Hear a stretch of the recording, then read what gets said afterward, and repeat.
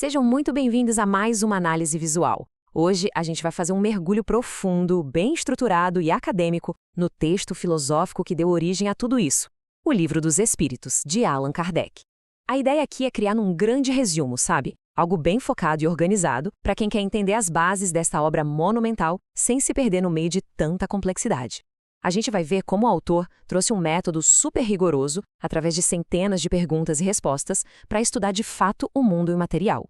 Lançado lá na França em 1857, esse texto é de uma ambição incrível. Toda a estrutura dele é montada num formato de diálogo gigante de perguntas e respostas.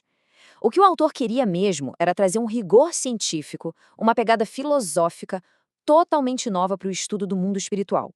A intenção era catalogar as informações com a mesma lógica e racionalidade que um pesquisador usaria para analisar os fenômenos das ciências naturais. E aqui está o nosso roteiro de estudo de hoje. Primeiro, conceitos fundamentais.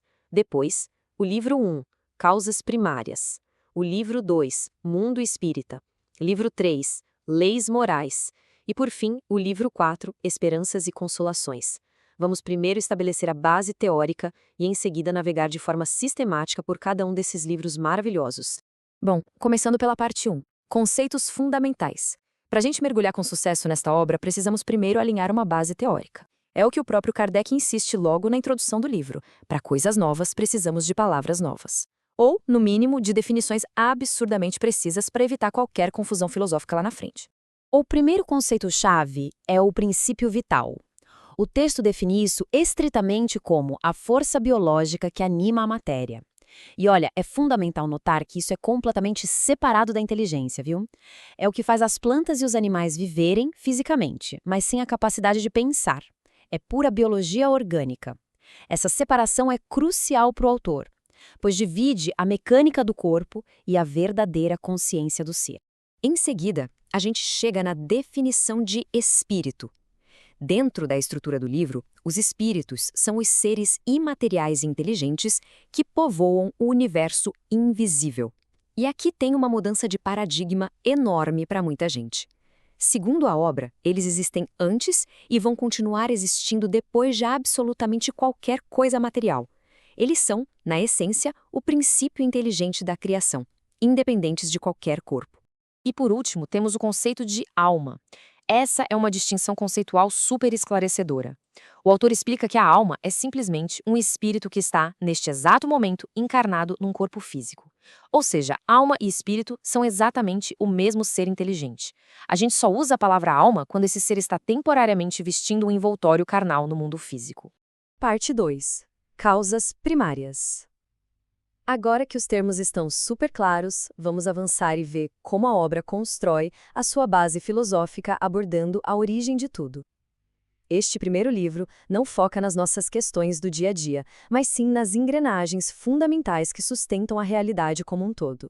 Essa sessão de abertura prepara um terreno filosófico grandioso. É uma visão macrocósmica impressionante. O texto cobre os atributos de Deus, os elementos gerais do universo e aquela separação estreita entre espírito e matéria que a gente acabou de ver. Também detalha como funciona a mecânica da criação dos mundos e o tal do princípio vital que anima as coisas por aqui. E tem uma analogia muito concreta no próprio texto para ilustrar a relação de Deus com o universo. É a ideia do pintor e da pintura. A inteligência de Deus aparece na criação do mesmíssimo jeito que a habilidade de um pintor se revela no quadro que ele pintou. O quadro, sem dúvida, mostra o talento do artista, mas a pintura nunca é o próprio pintor. É uma rejeição clara de que tudo é Deus, mantendo o Criador e a criação como coisas distintas. Essa premissa fundamental, a grande pedra angular da obra inteira, é estabelecida logo na primeiríssima questão do livro. Diz assim: Deus é a inteligência suprema, causa primária de todas as coisas. Em vez de usar definições místicas, a obra coloca uma inteligência perfeitamente lógica por trás da harmonia do cosmos. O Criador é a causa número 1 e não o efeito de uma outra lei qualquer. Então, fica aqui uma reflexão central para o livro 1. Se a criação é a pintura, como é possível testemunhar a inteligência desse pintor na realidade do dia a dia e nas leis da natureza? O livro convida todo mundo a olhar para a ciência e para a natureza não como coisas afastadas do divino, mas como um estudo direto e observável das regras que essa inteligência primordial montou. Parte 3. Mundo espírita. A transição conceitual aqui é absolutamente fascinante. A gente sai daquela base macrocósmica e entra de cabeça na mecânica prática de como os seres operam dentro desse universo todo. É a hora de explorar o mundo espírita.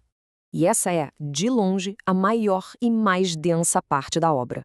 O livro 2 mapeia o ciclo de encarnação e como os espíritos vão progredindo através de múltiplas existências ao longo das eras. É aqui que o autor explora como ocorre essa evolução e detalha a interação constante entre o mundo invisível e o mundo físico. E tudo isso regido por leis naturais imutáveis. Nada de sobrenatural.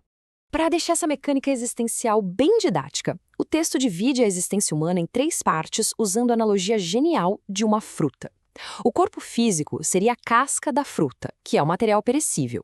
A alma, que é a essência inteligente, funciona como a semente lá no centro.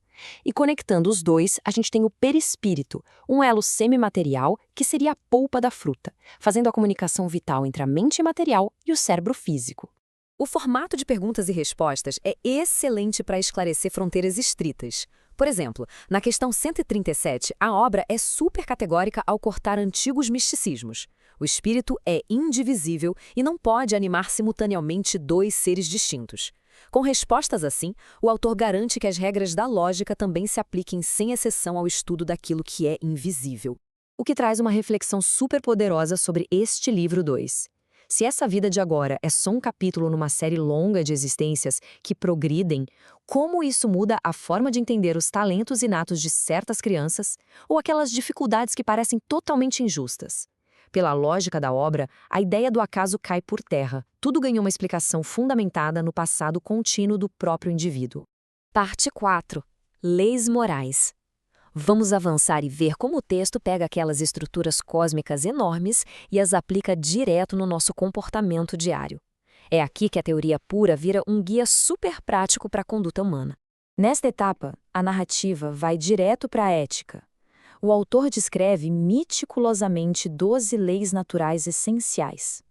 Elas cobrem de tudo, desde as engrenagens básicas da sociedade e a dignidade do trabalho, até as leis máximas da verdadeira igualdade e liberdade. Tudo apontando para uma busca incessante e coletiva pela perfeição moral. E a partir dessa imensa análise ética, o livro dá um veredito muito forte. Ele identifica um único traço comportamental, bem radical, como a raiz absoluta de todo o mal, desigualdade e sofrimento no mundo.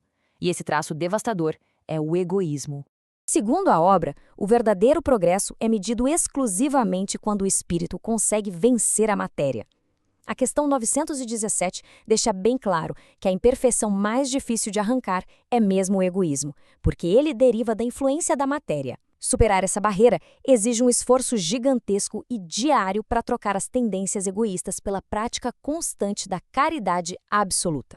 E a reflexão que fica para o livro 3 é esta: se o egoísmo é de fato a raiz de todos os vícios e o grande obstáculo ao progresso, que ações práticas as comunidades deveriam adotar todo santo dia para focar na evolução coletiva e não apenas nos apegos materiais?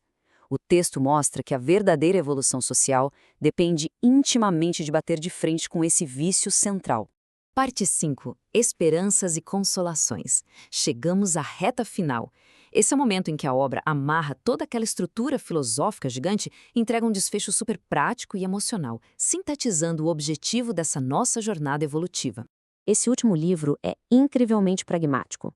Ele explica que as nossas alegrias e tristezas terrenas são muitas vezes o resultado direto de escolhas lógicas que a gente mesmo fez. Além disso, mostra que nosso futuro não é um destino arbitrário, mas uma consequência quase matemática do nosso próprio progresso moral.